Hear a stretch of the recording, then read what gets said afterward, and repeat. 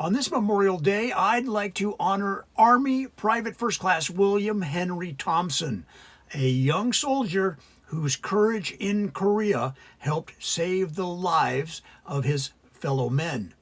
William Henry Thompson was born on August 16th, 1927 in New York City. He was raised by his mother, Mary Thompson. Now, not much is known about his early life, but records indicate that as a teenager, he left high school and spent time on the streets of Brooklyn and the Bronx. In October of 1945, just after World War II, Thompson enlisted in the United States Army. After basic training, he was sent to Attic, Alaska, on the far western edge of the Aleutian Islands. Later, he re-enlisted and served with the 6th Infantry Division in South Korea as part of the post-war occupation force. When the 6th Infantry Division returned to the United States, Thompson stayed overseas. He transferred to the 24th Infantry Regiment of the 25th Infantry Division. The 24th was an all-black unit serving in Japan during the occupation after World War II. Then, on June 25, 1950, North Korea invaded South Korea. The United States entered the conflict as part of a United Nations effort to defend South Korea. Thompson and his unit were quickly sent into combat.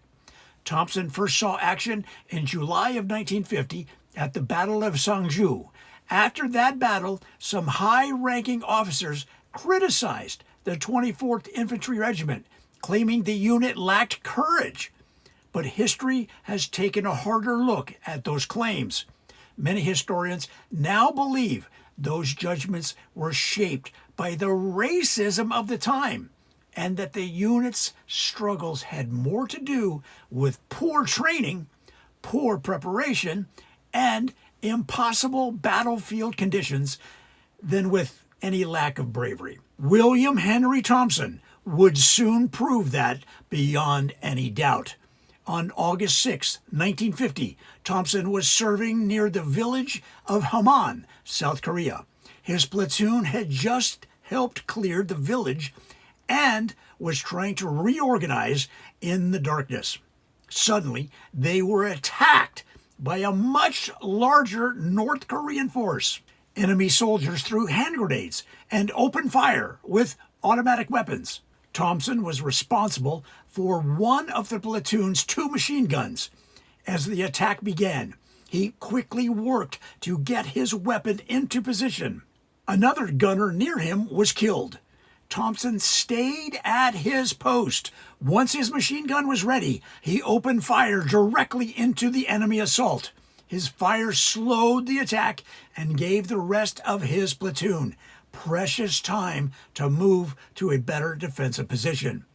During the battle, Thompson was hit again and again by grenade fragments and small arms fire. He was wounded, but he refused to leave. When his platoon was ordered to pull back, the men tried to get him to retreat with them. Thompson would not go. According to accounts of the battle, his final words to his lieutenant were, "Get out of here, I'll cover you." As his fellow soldiers moved to higher ground, Thompson remained behind, still firing his machine gun into the attacking enemy force.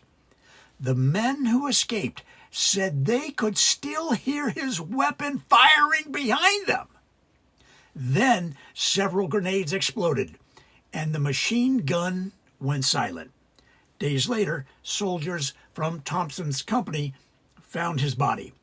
Around him were the enemy soldiers he had stopped before he was killed. For his extraordinary courage and sacrifice, Army Private First Class William Henry Thompson was posthumously awarded the Medal of Honor on June 21, 1951.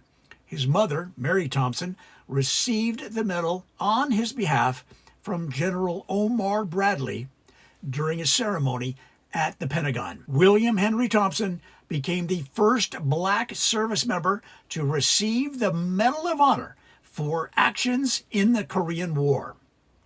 Today, he rests at Long Island National Cemetery in Farmingdale, New York.